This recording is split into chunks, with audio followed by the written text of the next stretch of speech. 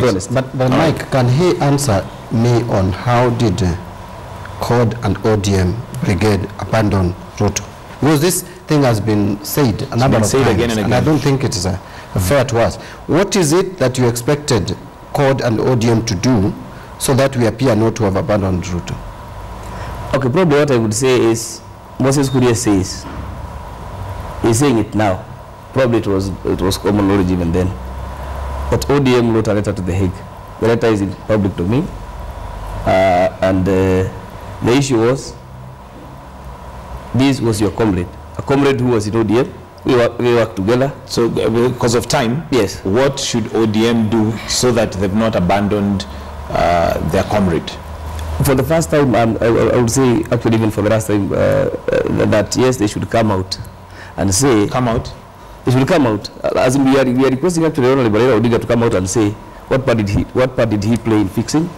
But what if he didn't play? So in short, what you're saying is, according to from your statement, we assume, or rather, you're assuming that Raila Odinga did actually. He has been named. That's what I'm saying. By who? By who? He has been named by Moses Kuria. Kuria is saying yes, fine. Me and these individuals. This is what we did. What I'm saying is, can we see honesty on this case so that they do not abandon their community? Let me come to Honorable Wanga, and the question to you would be, what would be so difficult in Raila Odinga saying or coming out and saying, this is my statement, just to clear the air? I think Raila Odinga has made a statement. He has said what needs to be said. In fact, even earlier than now, Raila Odinga came out and said, he was challenged, are you willing to go to the ICC? Because now this is with the ICC. The platform is the ICC.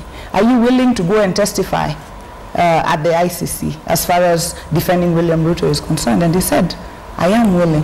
I just need a request made to me. Nobody has then made that overture.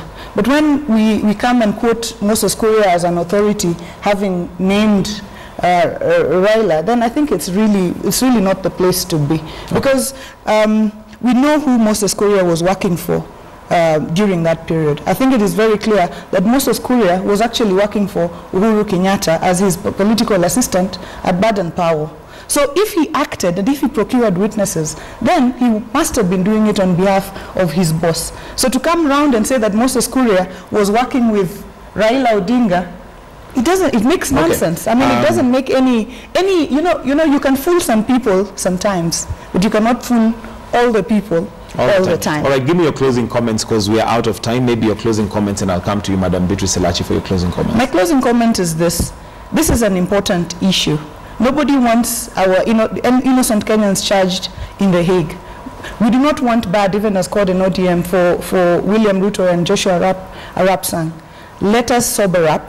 Let us not use this. The narrative that Raila Odinga fixed William Ruto and was responsible for it was played in the 2013 elections. And we will not allow it to be propagated and played right now. Let's sit round the table. Let us talk this matter devoid of politics. These prayer rallies must not be funded by state resources. I'm repeating that again. They must not be funded by state resources. And really, do not mock God with these fake prayer rallies. Madam Beatrice Elachi, your closing comments.